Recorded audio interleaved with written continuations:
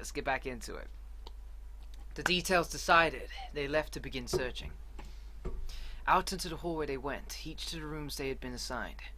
However, I'm guessing we can skip forward now?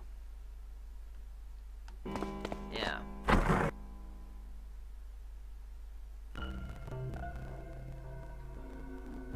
So now that things get replaced.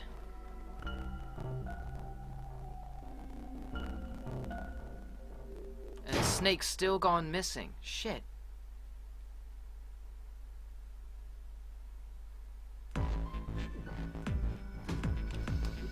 Where's she?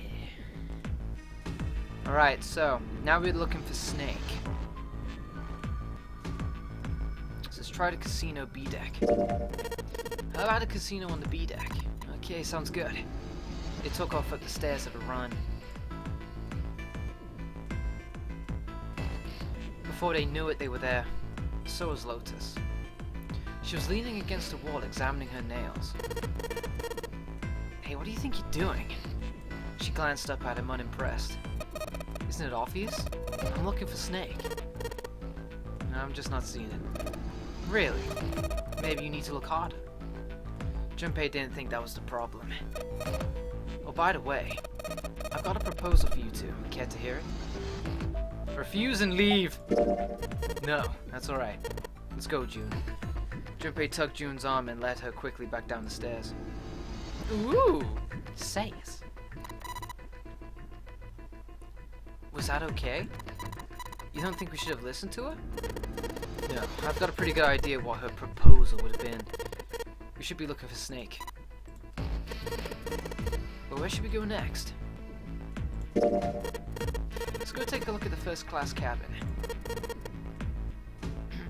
It's really close. They turned around and took off down the hallway to the left. Outside of the first class cabin, they found Clover. She was standing in front of the wall. She was staring at a meaningless point on the wall, her eyes blank. What should Junpei do? Leave her alone. Leave her alone. Something told Junpei that Clover probably wasn't in much of a mood to talk.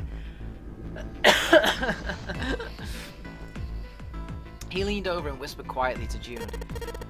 Maybe we should leave her alone. Yeah, I think you're right. He turned around and walked quietly down the stairs. Oh lord, that was intense. Clove had driven home the misery of their situation, but Junpei told himself that getting depressed would get him nowhere but depressed. For Clover's sake, they had to find Snake and fast. He did his best to push away the misery and depression and forced a smile. So where do you think we should go next?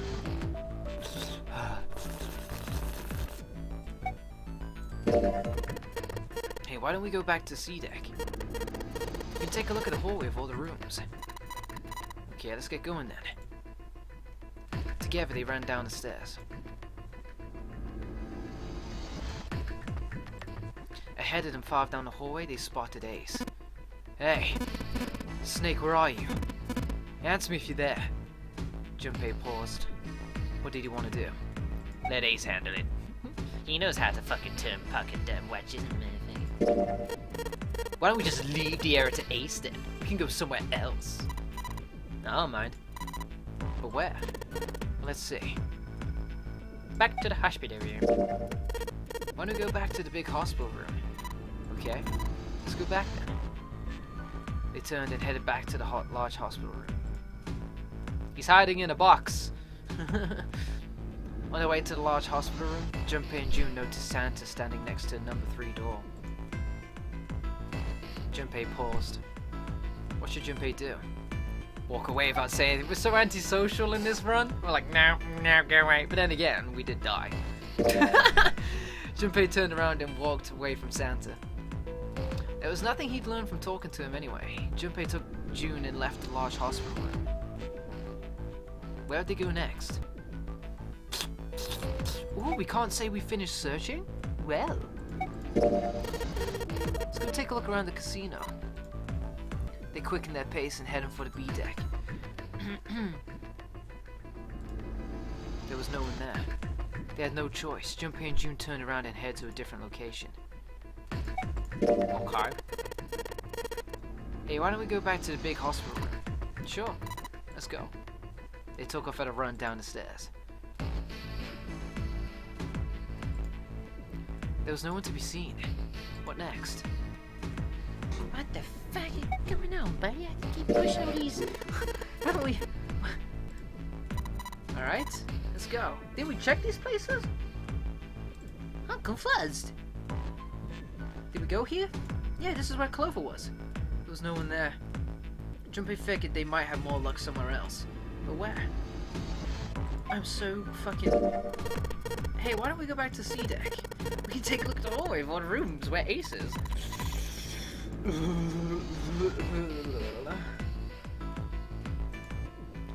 There's no sign of anyone. Snake, of course, was nowhere to be found. You would have to look somewhere else. But where? I don't fucking know, but I'll be honest with you. Why don't we go back to the large hospital room again?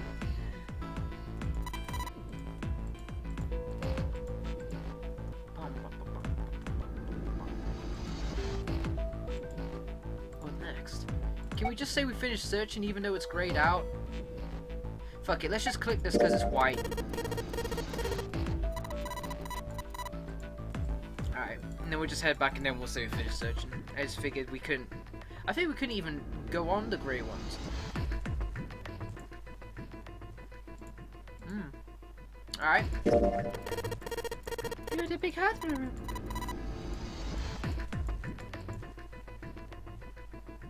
So you can still pick the grey one, grey ones, but they would just mean that you've done this before. Alright. They looked everywhere, and could everywhere they could think of, but Snake was nowhere to be found.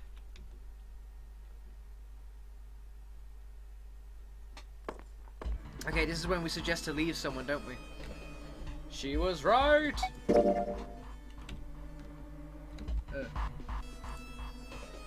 There wasn't any way that the numbers worked out. If one group was 4, the other group would always have a digital route that didn't match a door. When 7 spoke, his voice was strained.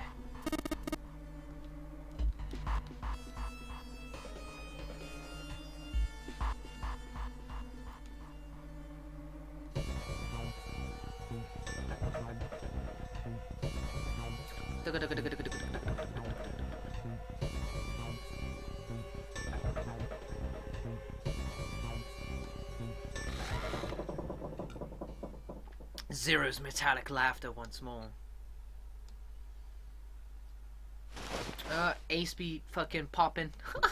Ace, what you know? I don't know, man. I got this here syringe. I don't know what I did with it. Felt good though. Oh shit.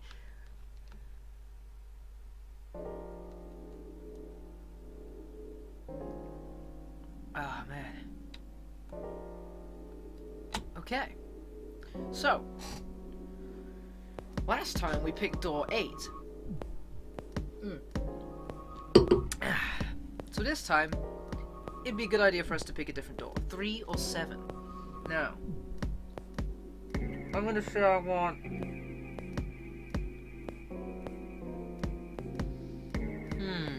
I want to pick... Damn, I don't know. I'm gonna say...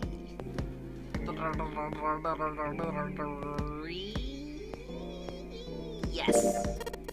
I want to go for door number 3. No! You can't. Huh? Why? Because it's impossible. If we split ourselves into 3 and 3, then we give up on going through door 3. Why? The bracelet numbers for the 6 of us are 3, 4, 5, 6, 7, 8. There are 2 combinations that can go through door 3 with 3 people. 3, 4, 5, or 6, 7, 8. That's it. Of course, 2 teams can't go through the same door. I see. That means one team would get left behind.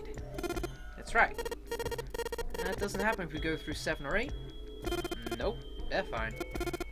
We've got 3 options. Santa began to explain. Plan A. Go through door 7 with 3, 5, 8, and go through 8 with 4, 6, 7. B. Go through door 7 with 4, 5, 7, and 8 with 3, 6, 8. C. Go through 7, 3, 6, 7, and go through 8, 4, 5, 8. Those are the only 3 options. That's it. At least if we want to get all 6 of us out of here. That was when Junpei realized. Plan A divides into 2 teams. Plan B divides into 2 teams. And Plan C divides into 2 more times. With us being 5, we'd get to work with Santa and... Who the fuck is 8? Is Lotus 8? If so, I want to go with this one. I want to go with this one. I don't want to go with fucking 7 and Cloak. Fuck that, I'm going with this one. Oh, wait. Yeah, I'm going with this one. Plan A. I want 3-5. I want 3-5-8. There's one thing they all had in common. In every single combination, 5 and 6 were never on the same team. Me and June. In other words, if all 6 people were to move forward, Junpei and June would be separated. June and Junpei had been friends when they were kids. He trusted her more than anyone else on the ship. If he chose 7 or 8, he'd be taken away from her. Was that something he was prepared to do? Anyway, that's the deal, so think it over. You've got 2 choices, 7 or 8. You can't choose 3.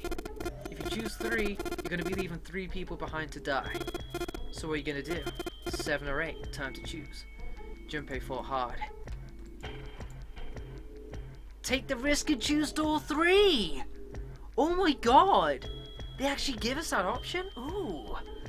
What a curious option! Why on earth would we want to go through door 3? Potentially sacrificing 3 people. Simply so that we can be with June. Someone who, even though he says he trusts and stuff and has feelings for, he hasn't seen since elementary school. What the fudge? You know?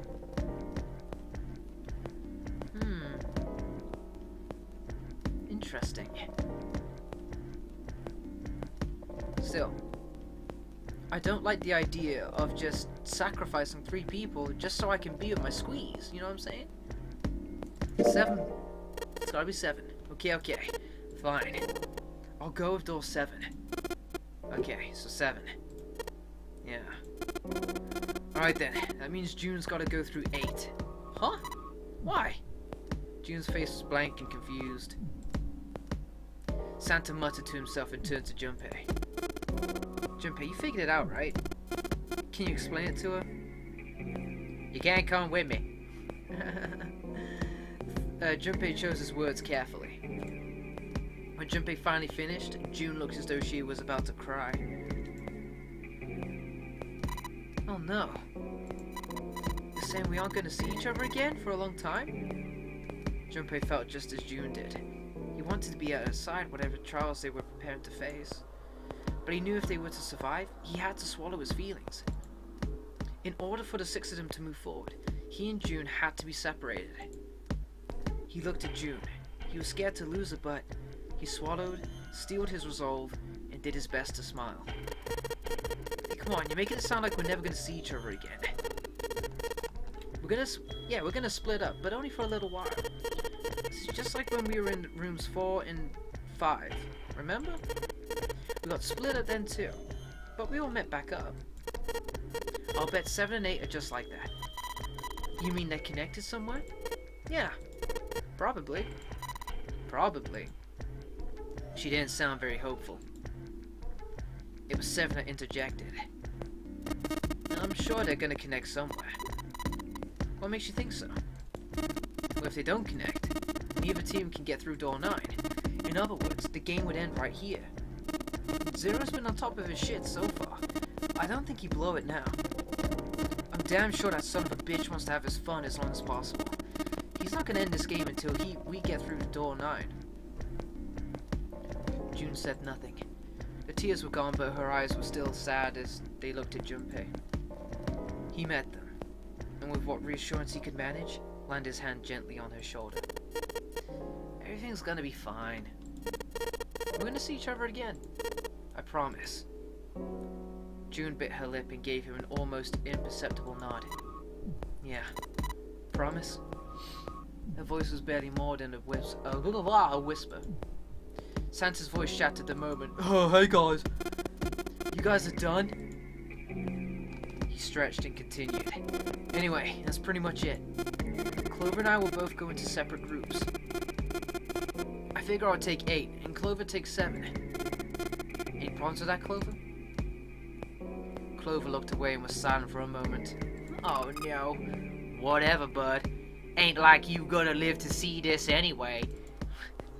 It was more of a dismissal than an agreement, but Santa didn't seem to care. Alright, well, we're ready to go then. Let's move. Phew, I'm just glad I ain't with her anymore. At Santa's command, the group split and headed for the respective doors. Clover 7 and Junpei walked towards, door 7. Wait. What?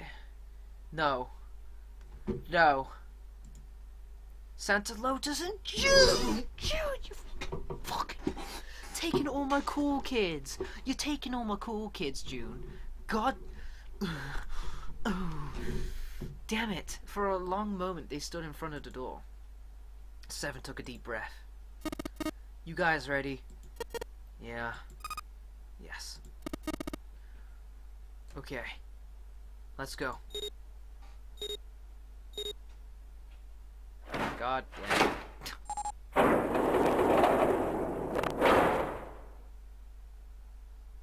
The door had opened, and now a hallway stretched out before them. 7 and Clover let through the door. The moment they did, their bracelets beeped. The detonators in their bracelets had been activated. Junpei stepped forward and followed them. But as he was about to step over the threshold, he stopped. Man, I've seen this before. June's gonna be there. He looked to his right, toward door 8. June stood there, a mirror image of Junpei. She turned and looked toward him. Their eyes met. They nodded. The farewell took almost 1.5 seconds. Then someone took hold of Junpei's arms and hauled his body through the door.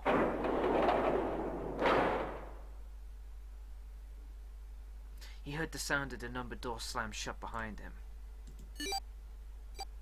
Oh shit. This again. His bracelet gave a cold electronic beep. Only 81 seconds left, motherfucker, better move. No time to waste, guys. Let's get moving. 7 led the way down the hallway. Junpei and Clover followed him as fast as they could. After what seemed like more than 81 seconds, they reached the end of the hall.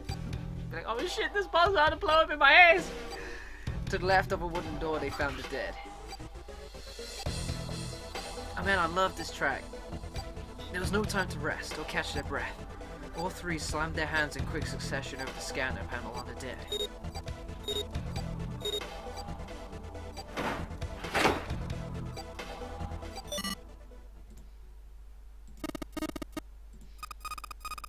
So much panting. Still trying to catch his breath, 7 leaned heavily against the wall. Oh, it stopped. Oh god. His smile seemed forced and a little crooked. This is the second time we've gone through one of these numbered doors, but you never really get used to it. He stood up straight, no longer out of breath, and wiped some of the sweat from his head and neck. Clover smirked at him. I'm gonna kill you. I would have thought a guy your size would have bigger balls than that. What? What the hell did you just say? Say it again, I dare you. You have no... You wanna die? I'd like to see you try. You fucking brat. Alright, let's go. God almighty! Jesus! It's a lot of hostility here, man, isn't there? Go on, look at that, you fucking brat. Hey, calm down, guys. This isn't the time for whatever the fuck this is. It's not gonna do us any good, so shut up. Ugh. Junpei sighed. Sometimes he wondered if the door and the puzzles was really the greatest challenge they faced. Wait here for a minute, alright? I'm gonna go see if there's any other doors. They didn't respond, but Junpei wasn't in the mood for a conversation anyway. First he examined the inner part of the numbered door. It was, of course, shut tight. On the left was a single short hallway that terminated almost immediately at a thick iron wall. Junpei doubted the wall could be moved. At last he gave up and returned to Seven, who was tapping lightly on the wooden door. This door's the only option we got, right? Yeah, looks like it. There was a metal plaque bolted above the door. It read operating room. If it was to be believed, the room on the other side of the door was an operating room. Something about it made Junpei feel nervous. Yeah, I guess you never really know what to expect in... Well, I guess in games, because you're not really in situations like this in reality, are you? But in games, whenever you come across things like laboratories, operating rooms, hospitals in general, you never really expect pleasant shit, do you? You always expect some kind of like, whoa, there. There's no point standing around. Might as well go in and see what's waiting for us. Seven grabbed the brass knob and slowly opened the door. The creak of the hinge sounded like the groan of an old woman. Ugh! What? A chill snaked its way down Junpei's spine. Quickly he gathered what courage he could and took the first step into the room. Seven followed with Clover right behind him. Oh, this is creepy! Part of the room just past the door was obscured by a screen. Clover's curiosity got the better of her, and she darted past Junpei to peer around the screen. Man, if I hear like some crying and shit, I'm done. Oh no, oh no!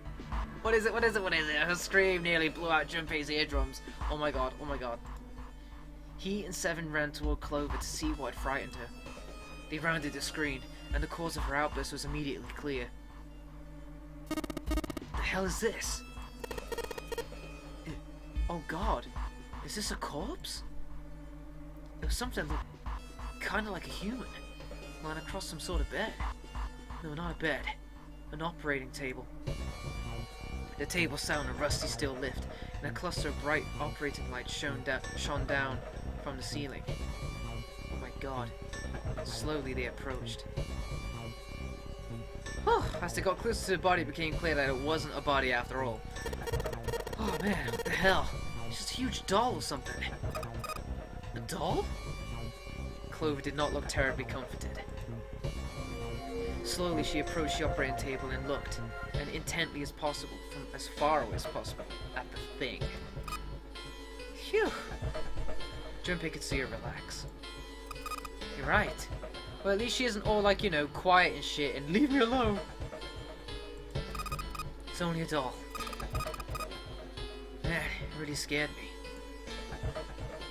She heaved a great sigh of relief and wiped a few drops of sweat from her forehead. Seven smirked. Well, I guess it would have been weird if you actually had any balls. Shut it. Don't you start with me, fatty. Oh, what's this? You want a piece of me, short stuff? Yeah, bring it on, you whale. Hey guys, come on, not again, okay? Seriously, knock it off. Junpei sighed and shook his head. Anyway, it looks like we got something, he's got something the two of you could stand to have a little more of. I'm talking about a heart. Huh? Oh, this? You mean on his chest? Yes, in his chest, Seven, his heart. It was set a little higher than normal for a human body, true. But for the shape of the organ, there can be no doubt that it was a heart. Why would there be a heart in a doll? I don't think it's a doll. I think maybe it's like a medical mannequin or something? Or maybe it's got more personal uses. Oh god, Seven! Seven's grin was more than a little perverted. Clover glared at him. Anyway, how about we take a look around this place? Let's go. Okay? Oh, wow. Ugh. Detective Junpei on the case. Oh god. I can only imagine. Alright guys, and that is our first session back into the second playthrough of 999, where we're purposely doing everything different or opposite from the first time in hope to unlock more story, more of a complete ending. And we've come a really long way, haven't we? I mean, we're really far in the game now, like already. So I'd imagine next session is going to be the end of this run, so on and so forth. So yeah, I think as the more we play this, the playthroughs are going to be a lot quicker. Ace Defective. Ace Detective. Right, yeah. Oh, I had a lot of fun, guys. I hope you had a lot of fun too. And there's going to be some more of this tomorrow. So yeah, I'm looking to complete this game tomorrow. So yeah, it's going to be fun. And then I think I need to complete it at least one more time in order to get the complete ending, the true ending. You don't need all the endings to get the true ending, apparently. You just need one safe ending and then a true ending to come after the safe ending. Because we start with a bad ending, we first need to get a safe ending to move on to the true one. But yeah, I hope you had a lot of fun watching this, guys. I had a lot of fun too. But for now, that's gonna be the end of 999, son. Next time, we're gonna be touching up naked mannequins and stuff and playing with their organs. Yeah.